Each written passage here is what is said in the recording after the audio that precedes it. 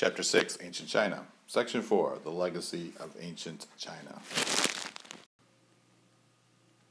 During the Han Dynasty, the Chinese knew how to make silk.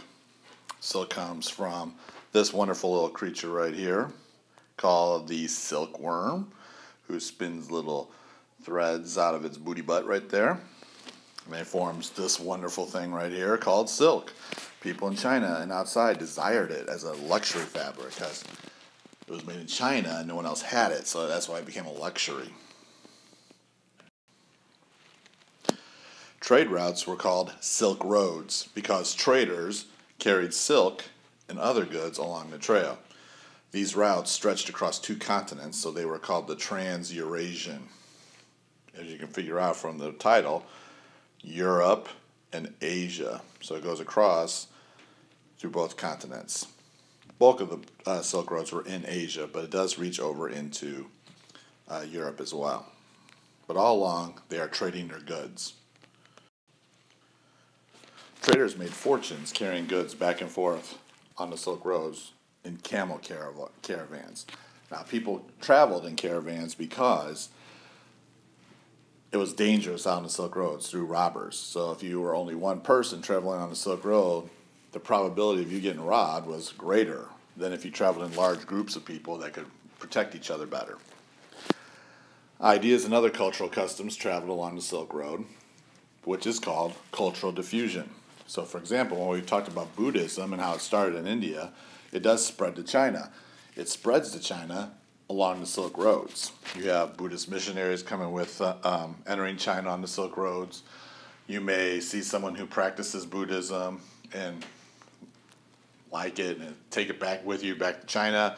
Regardless, that's an idea that is spread to another place along the Silk Roads. That's cultural diffusion. The standards set by Confucianism and Taoism remain significant in Chinese government and education today. All right, let's talk about some Chinese inventions and discoveries. An improved plow, along with better iron farm tools, helped increase crop production. So you can see right here in this picture, this is a plow. And we talked about this before, that if you were a rich person, you were able to have an animal to help pull the plow. But if you were a poor farmer, you basically pulled this thing by yourself. Collar harnesses for horses allowed them to pull much heavier loads. So there's a harness right there. The wheelbarrow made it easier to move heavy loads. And water mills used river power to grind grain. So you use this wheel right here. The water goes up it. It powers the wheel, which inside there's a little mechanic in there, a little mechanism that spun the machine to grind grain. Paper was invented in 105 AD. Now, this is the paper like we use today, not so much like the papyrus that the Egyptians kind of created, but this is the first early form of paper that we use today to write on, like, I love history. Also, silk was rare at this time and became an excellent trade product. We're going to finish up our talk on China by talking about some other dynasties. The Sui, which is this one right here, S-U-I, were led by a person named Yuan Dynasty, who reunified China after the chaos following the Han Dynasty. We have the Tang Dynasty, and led by the only woman emperor in Chinese history, whose name was Wu Zhao. That's her right there.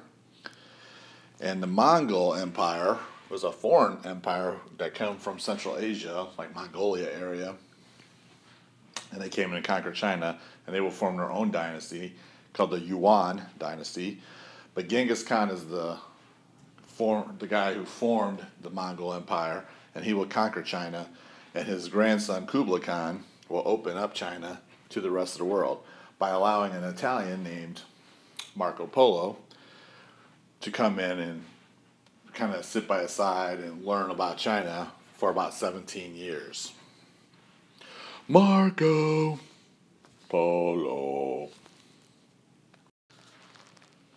We have the Ming Dynasty that was led by someone named Yongle, and he is going to build something that's very familiar with China. When you go to see China, it's called the Forbidden City.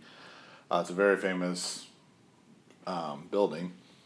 But the Forbidden City, when it was created, was not for commoners and foreigners. They were not allowed in there. It was only for the royalty who can go in there. Also in the Ming Dynasty, you have an explorer named Zheng He who will lead expeditions to many places around the world. And the last Chinese dynasty in history was called the Qing Dynasty, which was founded by a group called the Manchus, which is kind of in the northeastern part of China. They're the last dynasty. That is the end of section 4.